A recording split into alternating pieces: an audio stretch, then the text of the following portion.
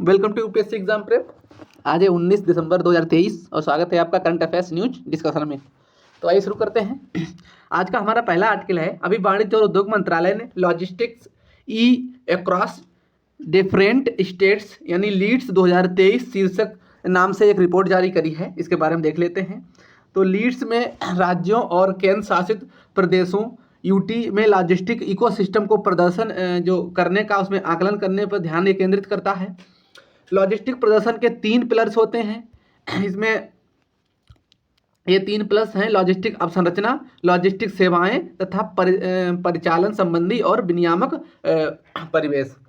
तो लीड्स की शुरुआत 2018 में की गई थी। इसे विश्व बैंक के लॉजिस्टिक परफॉर्मेंस इंडेक्स यानी LPI की तर्ज पर शुरू किया गया है। LPI पूरी तरह से परसेप्शन यानी अनुभूति आधारित सर्वेक्षणों पर आधारित है। वहीं लीड्स परसेप्शन और ऑब्जेक्टिविटी दोनों को शामिल करता है। LPI ये 2023 की 139 देशों की सूची में भारत को 38वें स्थान पर रखा गया है। इसमें इस रिपोर्ट के मुख्य बिंदुओं पर नजर डाल लेते हैं। तो ये विनियामक पिलर में सबसे अधिक सुधार दर्ज किया गया है। इसमें राष्ट्रीय राजमार्गों के नेटवर्क की लंबाई 2014-15 की तुलना में लगभग 48% बढ़ गई है। ऐसा पिछले दशक में सरकार द्वारा सतत निवेश को प्रोत्साहन दिए जाने के कारण संभव हुआ है। वित्त वर्ष 2018 से वित्त वर्ष 2022 के बीच कंटेनर फ्रंट स्टेशनों की कुल संख्या में 18% और अंतर्देशीय कंटेनर डिपो होते हैं उनकी संख्या में 26% की वृद्धि देखी गई है। केंद्र सरकार नई राष्ट्रीय लॉजिस्टिक नीति घोषित की है। इसके अलावा 21 राज्यों और 2 केंद्र शासित प्रदेशों में अपनी लॉजिस्टिक नीतियों की अपनी लॉजिस्टिक जो नीतियां हैं उनको अधिसूचित किया है। लॉजिस्टिक क्षेत्र के लिए लीड्स का महत्व क्या है? तो ये लॉजिस्टिक क्षेत्र में राज्यों के उद्देश्यों को राष्ट्रीय प्राथमिकताओं के अनुरूप करने का प्रयास करता है। ये लॉजिस्टिक क्षेत्र में सुधार के लिए राज्यों के बीच प्रतिस्पर्धा को बढ़ावा देता है। ये तथ्यों के आधार पर निर्णय लेने के लिए क्षेत्रक विशेष पर जानकारी प्रदान करता है और इस प्रकार राज्य और केंद्र शासित प्रदेश को सरकारों को सशक्त बनाता है। अब देख लेते हैं इसके जो समूह श्रेणी, इसमें 3 कैटेगरी में डिवाइड किया गया है। इसमें जो सबसे अच्छा परफॉर्म करा है उनको अचीवर्स, और जो पहले पिछड़े हुए थे लेकिन अभी कुछ दिनों में जब से सुधार किया है इनने तेजी से, तो उनको फास्ट मूवर्स, और तीसरे स्पायरस के बारे में कैटेगरी में डाला है। तो तटीय राज्य, स्थलरुद्ध राज्य, पूर्वोत्तर के राज्य और केंद्र शासित प्रदेश इसमें शामिल है। तो इसमें तटीय राज्यों में आंध्र प्रदेश, गुजरात, कर्नाटक और तमिलनाडु ये अचीवर्स की श्रेणी में आते हैं। फास्ट मूवर्स में केरल और महाराष्ट्र हैं। स्पायरस में गोवा, उड़ीसा और पश्चिम बंगाल हैं। स्थलरुद्ध राज्यों में हरियाणा, पंजाब, तेलंगाना और उत्तर प्रदेश अचीवर्स की श्रेणी में हैं। मध्य प्रदेश, राजस्थान और उत्तराखंड फास्ट मूवर्स में, और बिहार, छत्तीसगढ़, हिमाचल प्रदेश और झारखंड ये एस्पेरेंट की श्रेणी में आते हैं। पूर्वोत्तर राज्यों में असम, सिक्किम और त्रिपुरा ये अचीवर्स श्रेणी में आएंगे। तमिलनाडु अरुणाचल प्रदेश और नागालैंड फास्ट मूवर्स, और मेघालय, मणिपुर और मिजोरम ये स्पायरस की श्रेणी में आते हैं। केंद्र शासित प्रदेशों में चंडीगढ़ और दिल्ली अचीवर्स श्रेणी में हैं, और अंडमान निकोबार, लक्षद्वीप तथा पांडुचेरी ये फास्ट मूवर्स में। दमन और दीव, दादरा नगर हवेली, जम्मू कश्मीर तथा लद्दाख ये स्पायरस की श्रेणी में है। तो आइए देख लेते हैं हमारा अगला आर्टिकल। तो हमारा अगला आर्टिकल है, अभी लेसेंट ने ग्लोबल हेल्थ के एक अध्ययन के अनुसार भारत में बाल विवाह की दर काफ़ी अधिक देखी गई है। तो इसके बारे में देखते हैं। तो रिपोर्ट को देखते हैं इसको। तो इसमें अध्ययन के अनुसार 5 में से एक लड़की और 6 में से एक लड़के का अभी भी बाल विवाह किया जा रहा है। गौरतलब है कि 2006 और 2016 के बीच लड़कियों के बाल विवाह में आई गिरावट की तुलना में 2019 से 21 के बीच आई गिरावट कम रही है। लड़कियों के मामले में बाल विवाह की व्यापकता 1993 के 49% से घटकर अब 2021-22 में 2021 में इसको ये 22% रह गई है। पहले गिरावट अच्छी खासी आई है, लेकिन अभी भी बहुत सुधार करना है। 2016 से 21 के दौरान 6 राज्य केंद्र शासित प्रदेशों में लड़कियों के बाल विवाह में वृद्धि देखी गई है।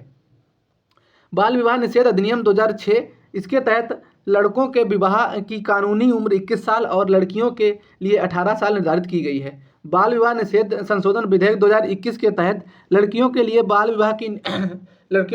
विवाह के लिए न्यूनतम आयु बढ़ाकर 21 वर्ष करने का प्रावधान किया गया है, लेकिन अभी ये पास नहीं हुआ, कानून नहीं बना है। बाल विवाह मानवाधिकारों का उल्लंघन है और इसे यौन एवं जेंडर आधारित हिंसा का एक रूप भी माना जाता है। इससे लड़का और लड़की दोनों के स्वास्थ्य पर कई प्रभाव और दुष्प्रभाव उत्पन्न होते हैं। ऐसे में वे अपनी पूरी क्षमता प्राप्त नहीं कर पाते हैं। सतत विकास लक्ष्य 5.3 का उद्देश्य 2030 तक लड़कियों के बाल विवाह को समाप्त करना है। बेटी बचाओ बेटी पढ़ाओ जैसी पहल का उद्देश्य लैंगिक समानता के बारे में जागरूकता को बढ़ाना और बाल विवाह को हतोत्साहित करना है। बाल विवाह के कारण क्या है? तो इसमें कुछ सामाजिक जो मान्यताएं हैं, लैंगिक असमानता के कारण बाल विवाह होते हैं और शिक्षा की कमी और गरीबी है और बालिकाओं की सुरक्षा से संबंधित कुछ चिंताएं होती हैं, इसलिए शादी विवाह जल्दी कर दिए जाते हैं। हमारा अगला आर्टिकल है कैमलिट्स के बारे में, तो आइए देख लेते हैं। तो अभी संयुक्त राष्ट्र ने हाल ही में 2024 को अंतर्राष्ट्रीय कैमलिट्स वर्ष घोषित किया है, तो इसके बारे में देख लेते हैं। तो ये कैमिलिडे जो परिवार है, इसके किसी भी समान पंजे वाले अनगुलेट्स को संदर्भित करता है, जैसे कि ऊंट, लामा, अल्पाका, गुआनाकोस और विकुनास। वे शुष्क और उच्च जो ऊंचाई वाले वातावरण में अपने उल्लेखनीय अनुकूल के लिए जाने जाते हैं। इन अनगुलेट्स को दो प्रमुख समूहों में वर्गीकृत किया जा सकता है, पुरानी दुनिया और नई दुनिया। इसमें उत्तरी अफ्रीका और मध्य एशिया में पाए जाने वाले जो पुरानी दुनिया के ऊँट असली ऊँट हैं, जैसे डोमेट्री ऊँट, ये एक कुबड़ वाला ऊँट होता है, और बैक्टीरियन ऊँट ये दो कुबड़ वाला ऊँट होता है, जिनकी विशेषताएं उनकी पीठ पर उनके कुबड़ से देखी जा सकती है। जो कुबड़ का दुल्ला तथा नर ऊँटों में गले में पाया जाने वाला एक अंग है, और ये माना जाता है कि ये नर ऊँटों के बीच प्रभुत्व प्रदर्शित करने और मादाओं को आकर्षित करने के लिए जुड़ा हुआ होता है। दक्षिण अमेरिका कैमलिट्स, ये न्यू वर्ल्ड कैमलिट्स के में आधुनिक लामा, अल्पाका, गुआनाकोस और विकुना शामिल हैं। इसमें दक्षिणी अमेरिका कैमलिट्स की जंगली आबादी जैसे कि विकुना एंडीज पर्वत के उच्च ऊंचाई वाले क्षेत्र में निवास करती हैं। हमारा अगला आर्टिकल है गुरु तेग बहादुर जी के बारे में, तो आइए देख लेते हैं। अभी हाल ही में हमारे प्रधानमंत्री ने श्री गुरु तेग बहादुर जी की शहीदी दिवस पर उन्हें श्रद्धांजलि अर्पित की, तभी ये चर्चा में आए हैं। तो गुरु तेग बहादुर जी इनका पूर्व नाम त्यागमल था। वह सिख धर्म के 10 गुरुओं में 9वें गुरु थे। इनके पिता और सिखों के छठे गुरु हरगोबिंद साहिब, ये 1595 से 1644 में इनका टाइम पीरियड रहा था। इन्होंने नाम बदलकर इनका नाम तेग बहादुर रख दिया। इन्हें ये नाम युद्ध के मैदान में लड़ाई और तलवार कौशल से मिला था। इनके कार्यों के बारे में देख लेते हैं। तो इन्होंने आनंदपुर साहिब शहर जो पंजाब के रूपनगर रोपड़ जिले में शिवालिक पहाड़ियों के किनारे सतलज नदी के पास बनवाया। यहीं पर अंतिम 2 सिख गुरु रहे थे, और जहां गुरु गोबिंद सिंह ने 1699 में खालसा पंथ की स्थापना भी की थी। इन्होंने ग्रंथ साहिब में 100 से अधिक काव्यात्मक भजनों का योगदान दिया, जो विभिन्न विषयों को शामिल करते हैं, जैसे कि भगवान की प्रकृति, मानवीय लगाव, शरीर, मन, गरिमा, सेवा आदि। इन्होंने राजा बिशन सिंह और राजा परनपाल के बीच सुलह कराने में महत्वपूर्ण भूमिका निभाई थी, जिससे युद्ध टल गया था।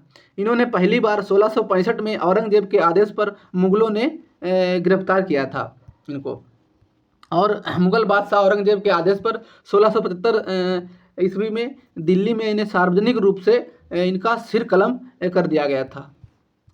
हमारा अगला आर्टिकल है हाइड्रोजन साइनाइड के बारे में, तो आइए देख लेते हैं हाइड्रोजन साइनाइड के बारे में।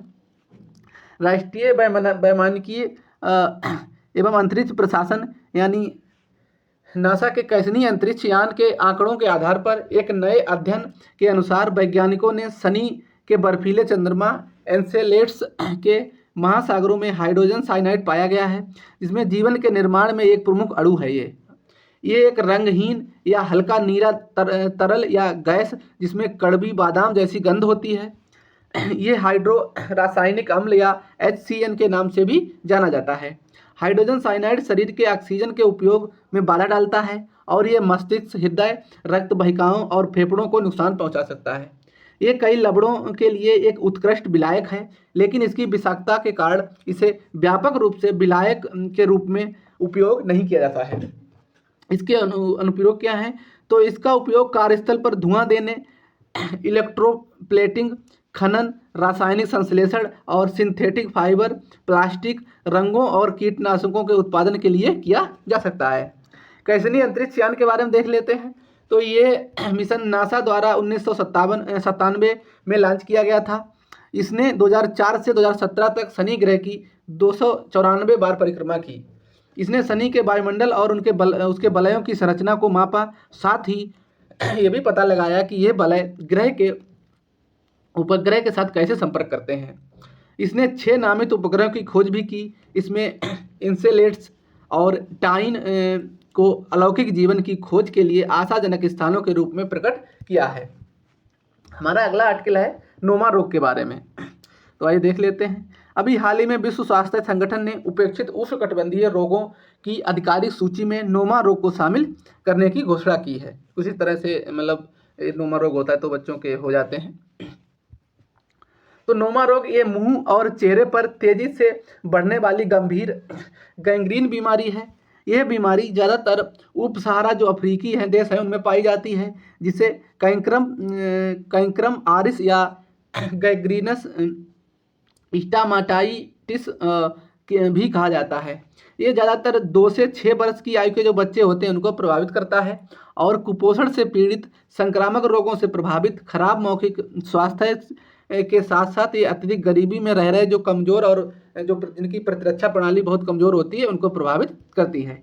ये HIV, ल्यूकेमिया और अन्य बीमारियों के कारण जो कमज़ोर प्रतिरक्षा प्रणाली वाले वयस्कों में भी हो सकता है।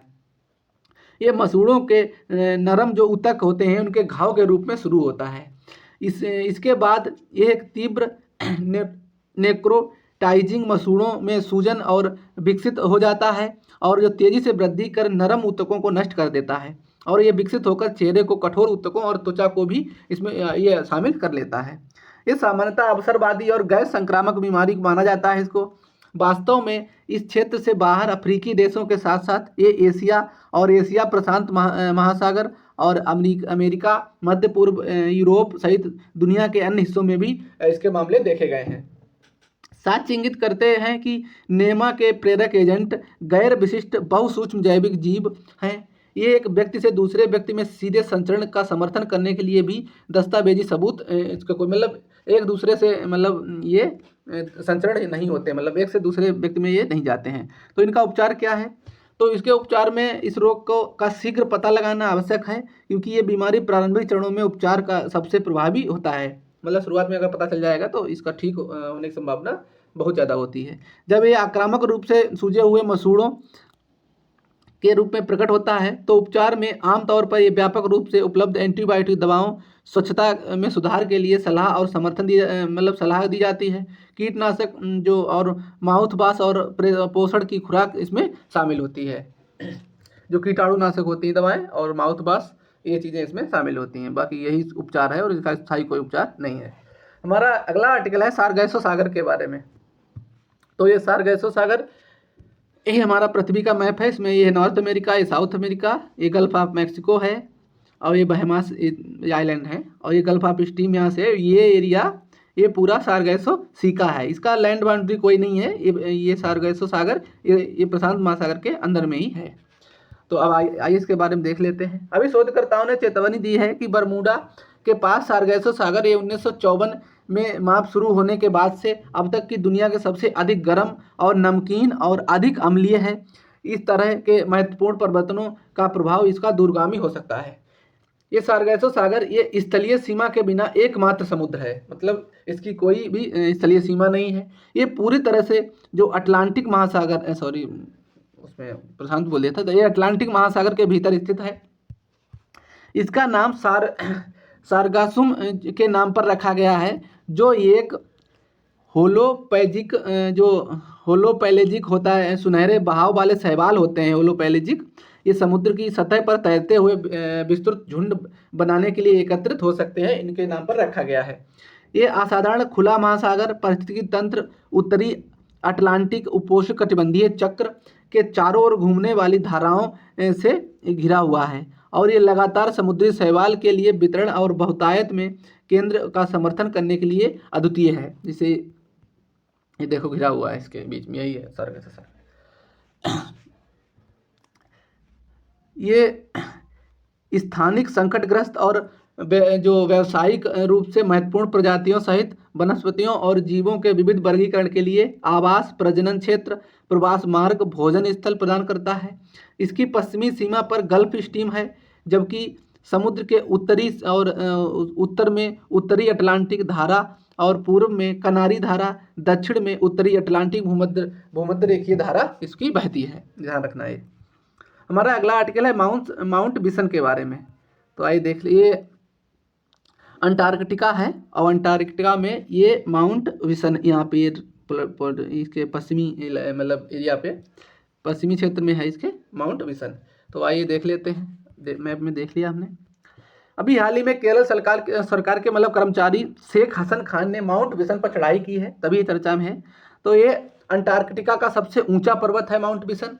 माउंट विसन समुद्र तल से 4892 मीटर यानी 16,050 फीट ऊपर अवस्थित है। ये रोने आइस शेल्फ के पास एल्सवर्थ पर्वत की सेंटिनल श्रृंखला का हिस्सा है। इसी क्षेत्र में 5 अन्य ऊंचे पर्वत अंटार्कटिका महाद्वीप पर आगामी 5 सबसे ऊंचे शिखर हैं, जिन्हें सामूहिक रूप से विसन मासिफ कहा जाता है। इसीलिए इसको विसन मासिफ कहा जाता है। ये विसन मासिफ ये दक्षिणी ध्रुव से लगभग 1200 किलोमीटर दूर स्थित है, जो पृथ्वी पर सबसे ठंडे स्थानों में से एक है।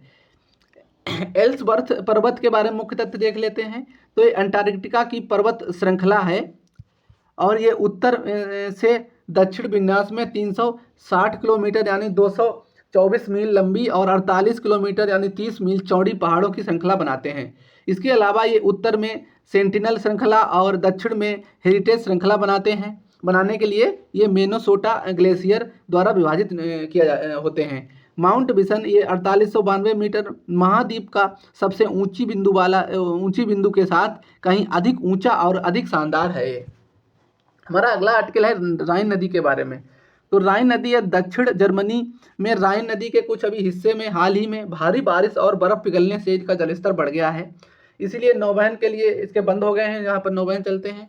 तो ये चर्चा में है। ये यूरोप की 12वीं सबसे लंबी नदी है, जो स्विट्जरलैंड में अपने स्रोत से नीदरलैंड के उत्तरी सागर के मुहाने तक लगभग 1230 किलोमीटर तक फैली हुई है। मतलब इसकी उत्पत्ति तो ये स्विट्जरलैंड के ग्रीसन्स कैंटन में स्विस आल्प्स के दक्षिण पूर्वी भाग से होती है। ये जल निकासी बेसिन तो ये सीमा पार नदी लगभग 1,85,000 जैसे वर्ग किलोमीटर क्षेत्र में बहती है और ये 6 देशों से होकर बहती है। इसमें स्विट्जरलैंड, जर्मनी, ऑस्ट्रिया, लिंकटेस्टीन, फ्रांस और नीदरलैंड इनमें बहती है ये नदी। जैसे देखो यहाँ स्विट्जरलैंड से निकलती है, स्विट्जरलैंड से ये निकलकर फ्रांस और ये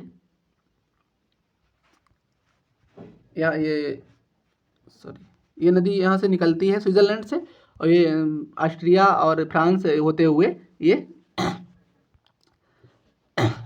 एम्स्टर्डम करके होता है एक शहर है, वहाँ ये गिर जाती है। तो आइए देख लेते हैं इसके बारे में। और तो ये स्विट्जरलैंड में अपने स्रोतों से उत्तर दिशा में अन्य 5 देशों से होकर बहती है और फिर ये पश्चिम में उत्तरी सागर में बदल जाती है। ये इसकी सहायक नदियाँ, तो राइन नदी की कुछ उल्लेखनीय सहायक नदियाँ हैं। इसमें आरे, तमिना, मोसले, इरफ्ट, दीना दा तुमा, प्लेसुर, रोटाच और बिसे शामिल हैं। राइन के किनारे के प्रमुख शहरों में बेसल ये स्विट्जरलैंड में, कोलोन ये बान डुइसबर्ग ये मेनज, लेबनकुसेन और न्यूस ये जर्मनी में है, स्ट्रासबर्ग ये फ्रांस में और रॉटरडम एवं यूट्रेक्ट ये नीदरलैंड में शामिल हैं। इसमें यहाँ से होकर बहती है शहरों से। ये औद्योगिक परिवहन की सुविधा प्रदान करता है और औद्योगिक उत्पादन का समर्थन भी करती है। ये दुनिया के लगभग 20% रासायनिक उद्योग नदी के मतलब विनिर्माण करते हैं, मतलब नदी के द्वारा 20% रासायनिक उद्योगों का विनिर्माण होता है। हमारा अगला आर्टिकल है रेडान के बारे में। तो अभी United states environmental protection agency की रिपोर्ट के अनुसार रेडान फेफड़ों के कैंसर का दूसरा प्रमुख कारण है, जिससे अमेरिका के प्रति वर्ष लगभग 21,000 इसमें मौतें हो रही हैं। तो रेडान ये एक रेडियोधर्मी गैस है जो प्राकृतिक रूप से तब बनती है जब यूरेनियम, थोरियम और रेडियम जो रेडियोधर्मी धातुएं हैं उनकी चट्टानों, मिट्टी और भूजल में टूट जाते हैं। ये एक अक्रिय, रंगहीन, गंधहीन गैस है। ये रेडान गैस आमतौर पर बाहर बहुत कम स्तर पर मौजूद होती है, लेकिन ये गैस पर्याप्त वेंटिलेशन के बिना क्षेत्रों में जमा हो सकती है, जैसे भूमिगत खदानें। रेडान छोटी दरारों या छिद्रों के माध्यम से घरों में और इमारतों में प्रवेश कर सकता है और ये हवा में जमा भी हो सकता है। रेडान का स्तर उन घरों में अधिक हो सकता है जो अच्छी तरह से इंसुलेटेड हैं, ये कसकर सील किए गए हैं और या यूरेनियम, थोरियम और रेडियम तत्वों के समृद्ध जो मिट्टी पर बने हैं। जैसे कि हम सांस लेते हैं तो ये कण वायु मार्ग की परत वाली कोशिकाओं पर जमा हो जाते हैं, जहां वे डीएनए को नुकसान पहुंचा सकते हैं और संभावित रूप से फेफड़ों के कैंसर का कारण भी बन सकते हैं। ये धूम्रपान के बाद फेफड़ों के कैंसर का दूसरा सबसे महत्वपूर्ण कारण है और धूम्रपान न करने वालों के फेफड़ों में कैंसर का प्रमुख कारण है। WHO के अनुसार राष्ट्रीय औसत रेडान स्तर में धूम्रपान के प्रचलन के आधार पर किसी भी देश में सभी फेफड़ों के कैंसर के कारण रेडान 3% से 14% के बीच मतलब इसका प्रतिशत होता है, उसके कारण कैंसर होता है। हमारी अगला आर्टिकल है आकाश सतह से हवा में जो डिस्ट्रॉय करने वाले हथियार प्रणाली के बारे में। तो आइए देख लेते हैं। अभी भारत ने इन प्रणालियों के निर्यात करने की अपनी योजना के हिस्से के रूप में अपनी स्वदेशी आकाश सतह से हवा में हथियार प्रणाली की क्षमता का प्रभावी ढंग से प्रदर्शन किया है, और प्रदर्शन करना जरूरी भी होता है ताकि पड़ोसियों को पता चलता रहे कि भारत के पास क्या क्या है। उससे युद्ध वगैरह की जो संभावनाएं होती हैं बहुत कुछ कम हो जाती हैं। हाल ही में अभ्यास अस्त्र शक्ति 2023 में आकाश हथियार प्रणाली की एक इकाई ने एक साथ 4 मानव रहित लक्ष्यों को सफलतापूर्वक मार गिराया है। इस प्रदर्शन में भारत को एक फायरिंग यूनिट कमांड मार्गदर्शन का प्रयोग करके इतनी दूरी पर एक साथ 4 लक्ष्यों को भेजने की क्षमता प्रदर्शित करने वाला एक पहला देश बन गया है। आकाश सतह से हवा में हथियार प्रणाली के बारे में, तो ये कमज़ोर क्षेत्रों और बिंदुओं को हवाई हमले से बचाने के लिए एक छोटी दूरी की सतह से हवा में मार करने वाली मिसाइल रक्षा प्रणाली है। इसे रक्षा अनुसंधान एवं विकास संगठन DRDO द्वारा स्वदेशी रूप से डिजाइन और विकसित किया गया है। इसकी विशेषताएं क्या हैं? तो ये एक साथ कई लक्ष्यों पर हमला कर सकती है और ये मानव रहित जैसे जो हवाई वाहनों, लड़ाकू विमानों, क्रूज मिसाइल और हेलीकॉप्टरों से लॉन्च भी की गई जो मिसाइलें सहित युद्धाभ्यास लक्ष्यों को भी नष्ट कर सकता है। जैसे इस तरह से अगर कोई मान लो कोई मिसाइल इधर से छोड़ रहा है, तो हमारा अगर आकाश मिसाइल इधर लगा है, यहाँ पे आकाश मिसाइल अगर लगा रखा है 30 किलोमीटर 25 किलोमीटर है, विकिपीडिया पे 30 किलोमीटर दिखा रहा है, लेकिन ये जो साइट से हमने देखा है DRDO की, तो यहाँ पे इसकी रेंज 25 किलोमीटर दिखाई है। तो ये इसमें बीच में ये डिस्ट्रॉय कर देगी कोई भी आएगा तो इसको। इसमें अंतर्निहित इलेक्ट्रॉनिक काउंटर माप सुविधाएं भी हैं और संपूर्ण हथियार प्रणाली को ये लचीली तैनाती प्रदान करते हैं और युद्धक टैंक और पहिएदार ट्रकों जैसे स्थिर या मोबाइल प्लेटफॉर्म से लॉन्च करने के लिए ये कॉन्फ़िगर भी इनको किया जा सकता है। ये तुरंत गतिशीलता, तैनाती क्षमताओं के साथ सड़क और रेल परिवहन के योग्य है, मतलब सड़कों से सड़क परिवहन के द्वारा भी इसको ले जाया जा सकता है, रेल परिवहन, क्योंकि इतना भारी ये नहीं होती है। और ये लगभग 25 किलोमीटर की दूरी तक हवाई लक्ष्य पर हमला कर सकता है। इसका विकिपीडिया पर अगर देखोगे, आप गूगल करोगे 30 किलोमीटर दिखाई देगा। ऑपरेशन की जिसकी ऊंचाई तो इसमें 100 मीटर से 20 किलोमीटर तक है। वजन इसका 710 किलोग्राम है। मार्गदर्शन प्रणाली तो मार्गदर्शन कमांड के द्वारा होता है। ये पूरी तरह से स्वचालित है और इसका लक्ष्य का पता लगाने से लेकर मार गिराने तक त्वरित प्रक्रिया से काम करता है। ये इसमें एक ओपन सिस्टम आर्किटेक्चर है जो मौजूदा और भविष्य के वायु रक्षा वातावरण के लिए अनुकूलशीलता सुनिश्चित करता है। ये आकाश एयर डिफेंस सिस्टम, इसकी रेंज इसमें 30 किलोमीटर दिखाई गई है, जबकि इसकी 25 किलोमीटर तक ये करता है। हमारा अगला आर्टिकल है अभी काशी तमिल संगमम 2023 के बारे में। तो अभी प्रधानमंत्री ने वाराणसी में काशी तमिल जो तमिल संगमम है 2023 का उद्घाटन किया है। तो तभी देख लेते हैं इसके बारे में। ये इस आयोजन का उद्देश्य तमिलनाडु और काशी के बीच सदियों पुराने संबंधों को पुनर्जीवित करना और उसका उत्सव मनाना और तथा फिर से उन संबंधों की पुष्टि करना है। इसका पहली बार आयोजन 2022 में किया गया था। इसका उद्देश्य एक भारत श्रेष्ठ भारत की भावना को आगे बढ़ाना है। इस आयोजन के लिए एक नोडल एजेंसी केंद्रीय शिक्षा मंत्रालय है। इसका मतलब इसकी नोडल एजेंसी केंद्रीय शिक्षा मंत्रालय है, ध्यान रखना। इसमें मिनिस्ट्री ऑफ जो संस्कृति मंत्रालय दिया होगा कन्फ्यूजन करने के लिए, लेकिन वो नहीं है, शिक्षा मंत्रालय है। साथ ही इसमें केंद्रीय संस्कृति पर्यटन, रेलवे, कपड़ा मंत्रालय जैसे अन्य मंत्रालय के भी इसमें भागीदारी करते हैं। अगर केवल ये संस्कृति पर्यटन मंत्रालय आएगा तो गलत होगा क्वेश्चन इस टाइप से। तो आज के सारे हमारे आर्टिकल फिनिश हो गए। वीडियो को एंड करते हैं। थैंक यू, धन्यवाद।